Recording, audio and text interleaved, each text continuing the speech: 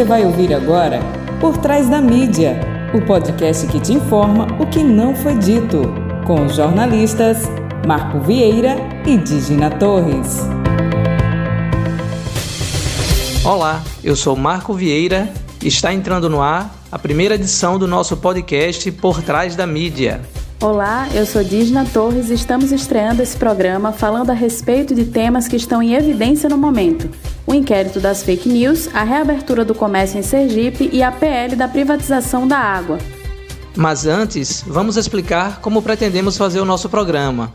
Bom, o Por Trás da Mídia será transmitido semanalmente, através do link na plataforma do SoundCloud. Abordaremos especialmente assuntos relacionados às notícias de nosso país e do estado de Sergipe, que muitas vezes são tratadas de maneira confusa e chegam com muitas lacunas de informação à população. O objetivo desse programa é se aprofundar um pouco mais em assuntos importantes dentro do cenário político de maneira acessível a todos. Agora que você já sabe a finalidade do nosso podcast, vamos então falar sobre o tema desse primeiro bloco, o inquérito das fake news. Bom, o inquérito foi iniciado em março de 2019 por decisão do ministro do Supremo Tribunal Federal, Dias Toffoli. Ele objetiva apurar o ataque através de notícias falsas, calúnias e ameaças feitas no meio cibernético. Ao longo da investigação, pessoas ligadas ao presidente Jair Bolsonaro tornaram-se alvos das buscas desta investigação, entre apoiadores como o empresário Luciano Hang. Não é isso mesmo, Dígina? Isso mesmo, Marco, mas acho interessante a gente abordar o que são as fake news, que começam a partir da desinformação e as suas implicações. Por que é tão importante debater esse assunto? É verdade. Bom, mas vamos então começar definindo o que são as fake news. Você pode nos dizer, Dígina? Claro, vamos lá.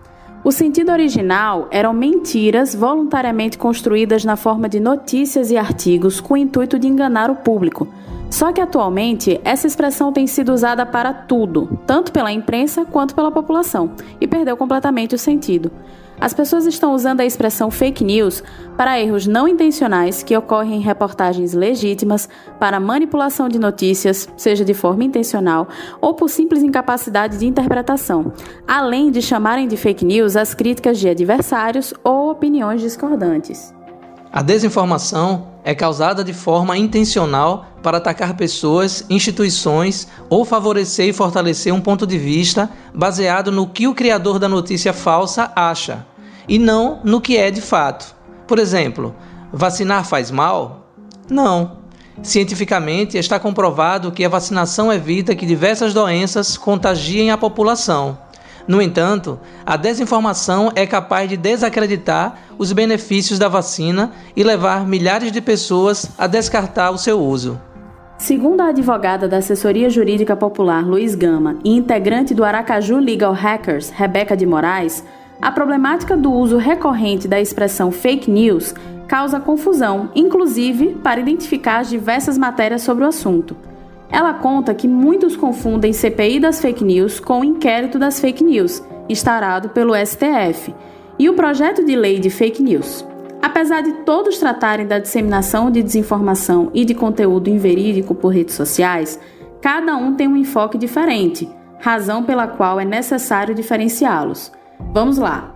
Primeiro, a CPI das fake news é uma investigação realizada pela Câmara de Deputados e pelo Senado para investigar a criação de perfis falsos, disparamento de notícias inautênticas por robôs, os chamados bots, para prejudicar adversários políticos e que possivelmente influenciou as eleições de 2018. Ou seja, a intenção é averiguar se houve o cometimento de crimes de denunciação caluniosa eleitoral, entre outros. Já o inquérito das fake news, segundo a advogada, foi instaurado no STF para investigar o acometimento de crimes na disseminação de notícias falsas, ameaças, calúnias, difamações e ataques aos ministros do STF. Por fim, Rebeca aponta que o projeto de lei 2630 prevê dispositivos gerais para impedir a disseminação de desinformação, focando em medidas civis e administrativas a serem implementadas pelas próprias plataformas digitais, sem conteúdo de investigação e criminalização de condutas. Vale dizer também que o Brasil já possui leis suficientes para investigar e processar criminalmente os maiores responsáveis pela disseminação da desinformação. A exemplo da Lei 12.737, de 30 de novembro de 2012, ou Lei Carolina Dickmann, que diz respeito aos crimes cibernéticos. O projeto de lei deve ter a intenção de implementar meios dentro das próprias plataformas, além de políticas públicas de educação, para que o direito à informação autêntica e segura seja protegido e que as pessoas estejam menos vulneráveis às notícias fraudulentas. É essencial olhar esse tema e a pressa para a aprovação desse projeto de lei pelos senadores e deputados com prudência, uma vez que os agentes políticos, ao mesmo tempo que são vítimas das fake news, também são seus maiores propagadores e beneficiários. Isso se evidenciou na CPI da fake news e o Gabinete do Ódio, que está levantando provas concretas da propagação por parte de políticos e empresas aliadas de informações inverídicas a fim de prejudicar adversários políticos. Do mesmo modo, o inquérito do STF sobre fake news contra os ministros do Supremo, mesmo com as diversas críticas sobre a constitucionalidade dessa investigação no que se refere à forma como foi instaurado, vem trazendo indícios de que a disseminação da desinformação é realizada também de forma bem organizada com a participação de políticos, empresários, supostos jornalistas, blogueiros, digital influencers, entre outros. E no dia 25 de junho, houve o adiamento na votação da PL 2630, justamente por constar em seu texto dispositivos polêmicos e que violam frontalmente direitos fundamentais dos cidadãos. Fake da semana. Agora voltamos com o fake da semana, já que estávamos falando em fake news. Então, o fake da semana é mais uma vez um ministro do governo Jair Bolsonaro é acusado de mentir currículo. Dessa vez foi o recém-nomeado ministro da Educação, Carlos Alberto Decotelli da Silva, que mentiu no seu currículo, que envolve inclusive indícios de plágio e fraude na vida acadêmica. Ele foi nomeado recentemente para comandar o Ministério da Educação. Parece até que para entrar nesse governo, Dígina, tem que mentir no currículo, né? Coisa mais estranha essa. É verdade, Marco. Outros ministros já foram acusados de plágio, de mentira no currículo, de repetir, inclusive, artigos, o que não é uma coisa legal para a vida acadêmica. A exemplo da Damares Alves, que é a ministra da Mulher, Família e Direitos Humanos, que alegou que era mestre em educação e ela não tem nenhum mestrado. O Ricardo Salles, ministro do Meio Ambiente, também causou polêmica quando ele alegou ser mestre em Direito Público pela Universidade de Yale, lá nos Estados Unidos. Mas isso também foi desmentido posteriormente. Então a boiada passou primeiro no Lattes, né? Antes da Amazônia. É verdade. E esse foi o nosso fake da semana. Fake da semana. No dia 24 de março, o presidente Jair Bolsonaro fez um pronunciamento à nação criticando os decretos emitidos pelos governos estaduais. Citou a Covid-19 como uma gripezinha, não levando em consideração o número de mortos que já havia ocorrido no mundo. Dos 46 mortos no Brasil até aquela data, chegamos a quase 60 mil mortes em junho, mais de 500 mortes em Sergipe. Quantas pessoas acreditaram que era só uma gripezinha? Quantas descumpriram o isolamento social por essa fala dita em rede nacional no dia 24 de março? De acordo com informações do Observatório de Sergipe, no dia 26 de junho, Sergipe registrou um isolamento social de 36,1%, resultado considerado baixo. Foi o sexto menor índice do país. Com 37,3% das pessoas em casa, Aracaju teve a sétima pior colocação no Brasil. Essa é realmente uma informação muito preocupante, Marco, mas a população sergipana parece não estar muito preocupada com a situação, pois os meios de comunicação do estado têm mostrado aglomerações em diversas regiões e o governo de Sergipe tem sido pressionado para reabrir o comércio quanto antes.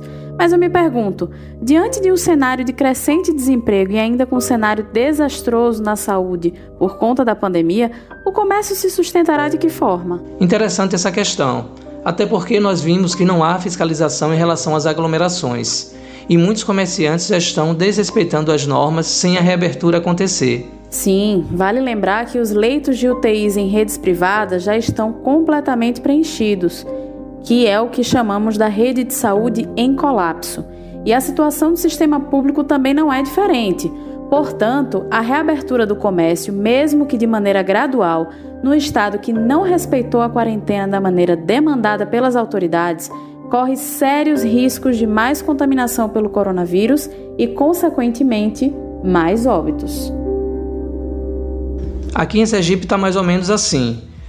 Sai o decreto, a população não cumpre o decreto, o empresário pressiona o governo, o aliado político do governador pressiona o governador, todo mundo está descumprindo algo que deveria ser feito.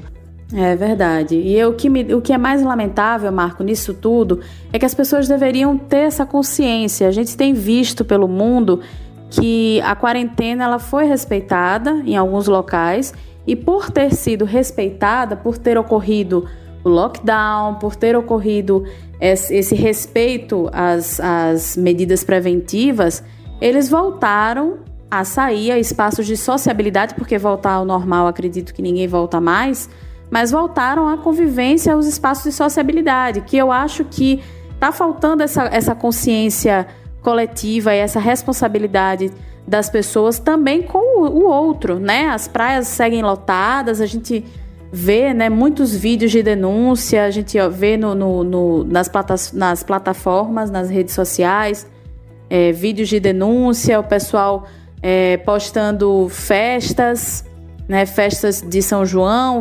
aglomerações em lives de cantores. E o interessante que eu acho também, Dígina, é que tem até a hashtag Fica em Casa, que a própria mídia coloca muitas vezes incentivando as pessoas a ficar em casa, mas aí chega numa época junina e a mídia faz campanha para as pessoas irem lá verificar o preço do amendoim no mercado, do milho como é que tá, e a aglomeração chega também, né? Então falta um entendimento da gente esquecer um pouquinho o lado do nosso interesse individual e pensar mais na coletividade. Com certeza, né? Os agentes de saúde têm falado muito sobre isso e têm alertado a população, né, que hoje precisa ter essa cautela mais e mais. É claro que a gente sabe, muitas pessoas criticaram a hashtag Fica em Casa, é claro que a gente sabe que tem profissionais que precisam estar nas ruas, que precisam estar na linha de frente, a gente tem acompanhado isso, mas sabemos também que boa parte da população sergipana está nas ruas sem necessidade, né? Nós temos vários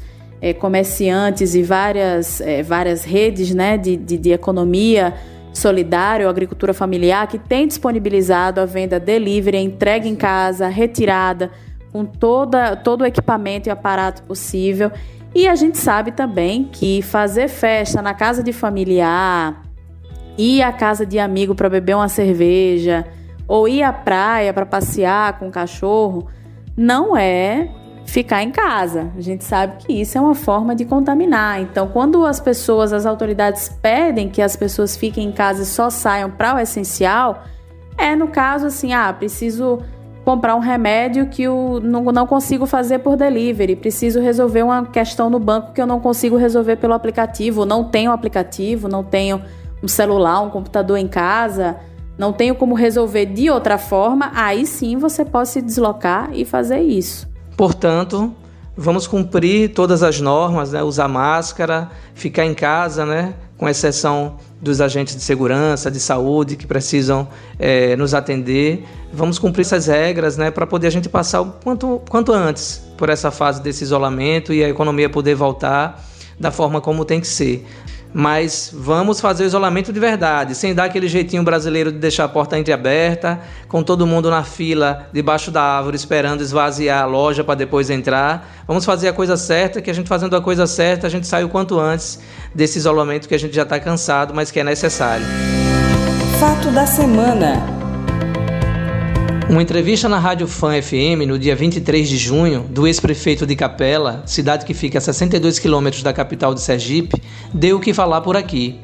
Manuel Suquita afirmou que a maior herança do Departamento de Crimes da Ordem Tributária, o DEOTAP, foi a eleição do senador Alessandro Vieira, do Cidadania, que na época era delegado, e na pré-candidatura de Daniele Garcia à Prefeitura de Aracaju, que na época também era delegada. É curioso como em tão pouco tempo agentes públicos decidiram abandonar suas carreiras na área da segurança pública para entrar na disputa política. Sérgio Moro lá, eles aqui. Estamos de volta com o Por Trás da Mídia, abordando agora um tema polêmico e que interessa a todos nós, o projeto de lei da privatização da água. Segundo especialistas, a privatização da água tende a precarizar ainda mais os serviços, aumentando a conta de esgoto e água, e também afetando os serviços sanitários, que já são precários em muitos locais. Para explicar melhor sobre esse assunto, convidamos a bióloga e doutora em Ciências pela USP, Neilde Santana. Bom, então esse projeto de número 4.162, de 2019, foi proposto pelo Tasso Gereissati, que é um senador cearense. Foi mandado para a Câmara dos Deputados em dezembro do ano passado, aprovado. E agora, no dia 24 de junho, ele foi aprovado também no Senado, com 65 votos a favor e 13 contrários. Tá? Então, em linhas gerais, o marco legal do saneamento básico, ele transforma os contratos em vigor, ou seja, os contratos de prestação, né, de serviços de água e saneamento básico, em concessões com empresas privadas. Então, ele obriga, de certa forma, a licitação envolvendo empresas públicas e privadas. Ele também atribui à ANA, Agência Nacional das Águas, a competência para editar normas, né? Essas competências eram atribuídas ao Ministério das Cidades, anteriormente, é o que a gente tem até o momento, que é o atual Ministério do Desenvolvimento Regional, e, por sua vez, elas são transferidas para a ANA por meio desse projeto. Tá, ok? Então, de maneira geral, as companhias, elas obedecem critérios, né, de prestação, de tarifação, mas elas atuam sem concorrência. Isso é o que a gente tem no momento, tá? E com esse novo marco legal do saneamento, a gente tem a possibilidade de licitação envolvendo empresas públicas e empresas privadas. Então, quais as principais propostas dessa Lei 4.162? Ela vai extinguir, né, como comentamos, o modelo atual de contrato entre municípios e empresas estatais. Né? O contrato firmado atualmente é o contrato de programa, né? Mas normalmente as empresas que prestam esse fornecimento de água e saneamento, né, as redes coletoras de esgoto, o tratamento de esgoto, elas atuavam sem concorrência. Com essa lei, esse novo marco no saneamento, elas podem concorrer com empresas privadas pela prestação do serviço de tratamento de água e abastecimento de água e coleta e tratamento do esgoto. Tá? Então, o que acontece atualmente? Por exemplo, no estado de Sergipe, a gente tem a DESO como uma companhia abastecedora de água e também de prestação de serviço de tratamento de esgoto.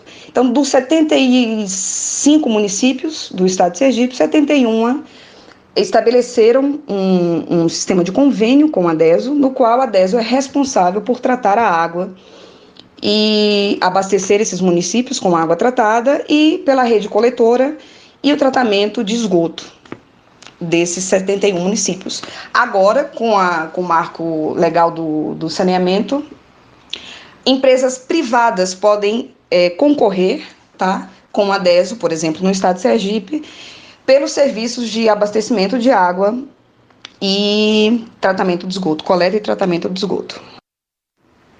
Então, de maneira geral, essa lei 4.162, ela facilita, assim, a privatização de estatais do setor, né? Desse modo que a gente tinha antes, sendo fornecido pelo Estado, pode agora, através de contratos de concessão, ser fornecidos também por empresas privadas, né? Obrigatória a abertura de licitação, como eu havia dito, e ela prevê outros tópicos importantes, né, como, por exemplo, metas de universalização a serem cumpridas até o ano de 2033. A cobertura de 99% para o fornecimento de água potável e de 90% para a coleta e tratamento de esgoto. Tá? O texto também ele traz o adiamento do prazo para o fim dos lixões. No Brasil, na questão relativa aos lixões, a gente tem a Política Nacional de Resíduos Sólidos, a Lei de 12.305, do ano de 2010, que estabelece que deveriam ser encerrados os lixões de céu aberto. O que o marco legal do saneamento traz para nós é que o prazo, que antes era do ano de 2018, passa agora para 2021, para as capitais e regiões metropolitanas, e para municípios com menos de 50 mil habitantes, o prazo final, né, para o encerramento dos lixões era do ano de 2021 e agora a gente tem a prorrogação desse prazo para o ano de 2024. Então, esse é um uma nova questão, né, uma nova norma que traz a Lei 4.162. Para entender a importância, né, da gente estar atento a essa nova Lei 4.162, é importante entender o cenário que o Brasil está envolvido com questões de água e saneamento básico. No Brasil, a gente ainda tem 100 milhões de pessoas sem acesso à coleta e tratamento de esgoto e aproximadamente 35 milhões sem acesso à água tratada em casa. Tá? Então, 7 mulheres brasileiras em 2016 ainda não tinham acesso à água e cerca de 4 milhões de pessoas não tinham acesso ao sistema de banheiro, a facilidades hidrossanitárias. Quando a gente fala da realidade brasileira do saneamento básico, ainda é uma realidade muito desigual. Então, a gente das regiões norte e nordeste ainda tem um déficit muito importante quando a gente compara essa realidade com a realidade do sudeste. Tá? Por exemplo, no norte, só 57% da população é abastecida com água tratada. No nordeste, esse número salta para 74,21% da população, e no sudeste você tem 91% da população abastecida com água tratada. Quando a gente fala de acesso à rede coletora de esgoto, né, cerca de 53% dos brasileiros têm acesso à rede coletora, né? Ainda os 100 milhões de brasileiros aproximadamente não têm acesso a esse serviço, e 3% das crianças e adolescentes não têm sanitário em casa. Isso é um número muito importante, que expressa ainda a escassez, tá, do país, da população brasileira, ao saneamento básico, ao acesso à água potável. É comum a gente falar também que empresas estatais, elas não funcionam bem, né, no fornecimento de serviços públicos, mas isso nem sempre é verdade no Brasil. Por exemplo, entre os anos de 2011 a 2014, o programa Água para Todos, ele contou com a construção e instalação de pelo menos 750 mil cisternas, especialmente nas regiões do semiárido nordestino e norte de Minas Gerais. Né, foram áreas prioritárias, né, para o programa, para a implementação do programa, que se concentram também o maior número de famílias em situação de vulnerabilidade social. Então, foi um importante programa do governo para o acesso o abastecimento de água no semiárido brasileiro. Esse é um exemplo do papel do Estado brasileiro no fornecimento de água. Além disso, o Brasil também participa da Agenda de Sustentabilidade adotada pelos países membros da ONU. Então, a Organização das Nações Unidas, desde o ano de 2000, ela lançou um programa de estabelecimento de metas para que os países membros alcançassem goals no âmbito da sustentabilidade. No objetivo 6 está lá implícito a disponibilidade da água, tá, da gestão sustentável da água e saneamento para todos. Então, o Brasil, como signatário dos Objetivos de Desenvolvimento Sustentável, ele já previa isso, né? Ele já tinha essa meta. E não é uma coisa nova, né, no marco regulatório aprovado recentemente. Então, dentro dessas metas, até o ano de 2030, a gente tinha alcançar o acesso universal e equitativo. Esse é um ponto extremamente importante para nós, de água potável e segura para todos. Quando a gente fala em universalizar, a gente está justamente dizendo isso, né? É que passo a passo o Estado forneça meios seguros, né, de uma água de boa qualidade, desprovida de população e segura para os habitantes do seu país, e alcançar também o acesso a saneamento e higiene. E aqui a ONU especifica principalmente para atender as necessidades de mulheres e meninas, né? E especialmente pessoas em situações de vulnerabilidade social. Então, o Brasil já faz parte de acordos internacionais como esse, que já previa metas, né, para o ano de 2030. Não é nada novo que o marco do saneamento básico traz para nós. Então, a gente tem um cenário de extrema desigualdade social no acesso à água potável e ao saneamento básico no país, como eu havia dito, especialmente nas regiões norte e nordeste. Né? Nós, nordestinos, ainda sofremos bastante em relação ao acesso à água tratada. Por exemplo, só 74% tem acesso à água tratada na região nordeste, contra 90% da região sul-sudeste. Quando a gente fala de esgoto sanitário, A região Nordeste tem 28% da população, né, com acesso ao coleta e tratamento do esgoto sanitário, contra 79% da região Sudeste. Então, como maneira de sanar essas desigualdades, em 2007 foi criado o Plano Nacional de Saneamento Básico, o PLAN-SAB, né, na lei de número 11.445. E ele traz conceitos importantes, porque no Brasil a gente tem o costume de achar que as novas leis trazem coisas ou contribuições que não haviam anteriormente, né? Então, o Plano Nacional de Saneamento Básico, ele prevê não só o abastecimento de água e esgotamento, como a limpeza urbana e manejo dos resíduos sólidos e a drenagem de águas pluviais urbanas. Tá? Uma outra coisa importante do plano que nós já temos desde o ano de 2007 é o saneamento básico em áreas indígenas, nas áreas de reserva extrativista da União e também comunidades quilombolas. Então, a Lei 11.445 já previa isso.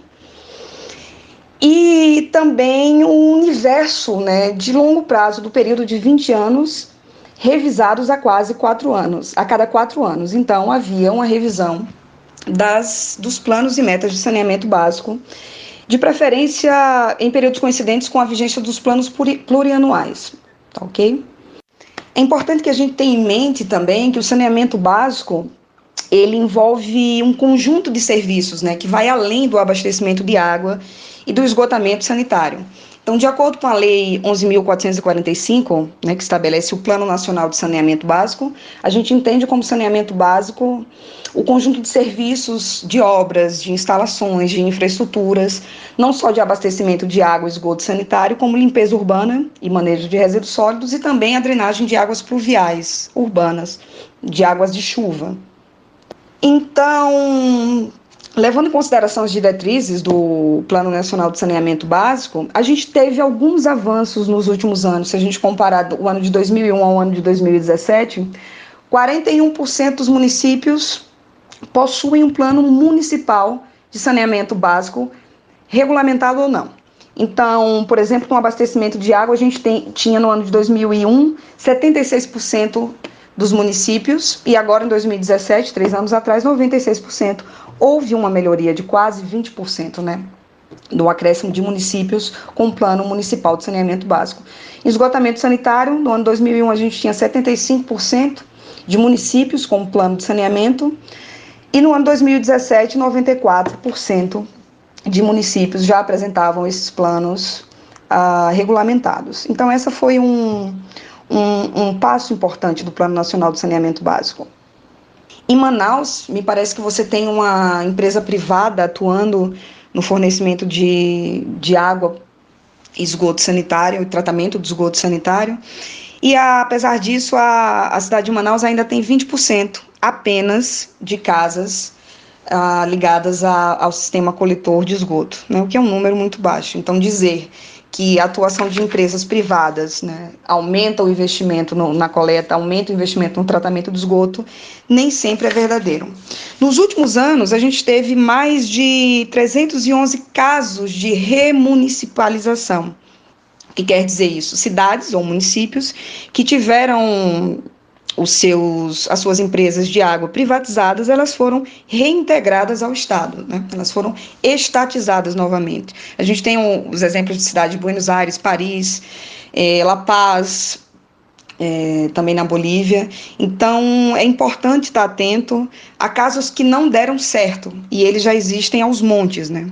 Para que a gente não ache que a solução para os problemas que a gente enfrenta com relação ao saneamento básico no país, eles se resolvam com a privatização. Por fim, eu quero falar um pouco também dos processos de privatização no país, né, que são temas bem polêmicos. Normalmente eles remetem à polarização, né, ou você se coloca numa postura de defesa da estatização de todos os segmentos da sociedade, ou então você se coloca numa postura mais liberal e que acha que o privado, as empresas particulares funcionam melhor, né. O fornecimento de saneamento básico é de extrema importância. Existem dados da Organização Mundial de Saúde que dizem que a cada R$1 investido no saneamento, a gente economiza 4 na saúde. Então, isso é de extrema importância para uma sociedade, para um país em desenvolvimento como o Brasil, né? atingir a universalização do saneamento básico. Então, a gente estima que aproximadamente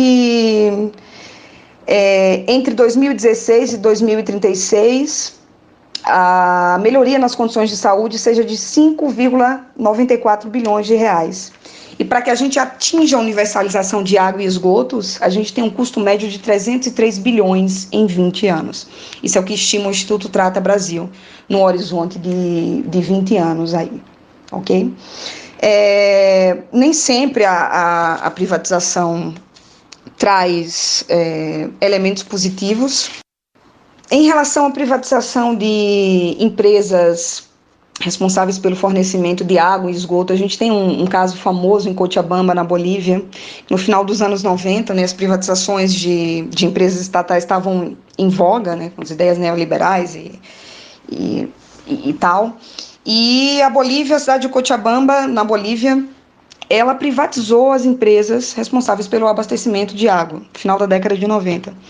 O que a gente viu alguns anos depois foram pessoas em completa situação de miséria, sem acesso ao sistema de água tratada, sem acesso à rede de coletora de esgoto, mesmo com empresas privatizadas.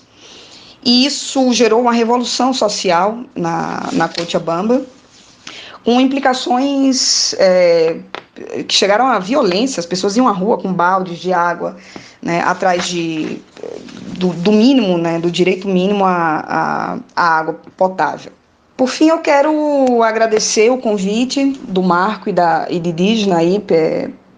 Eu acho que tem muito assunto para a gente conversar em muito pouco tempo, mas diante dessa aprovação tão rápida desse projeto, num cenário de pandemia que a gente está no Brasil, a gente tem mais de 50 mil vidas ceifadas agora pela questão do Covid-19, é muito importante estar atento aos detalhes desse projeto.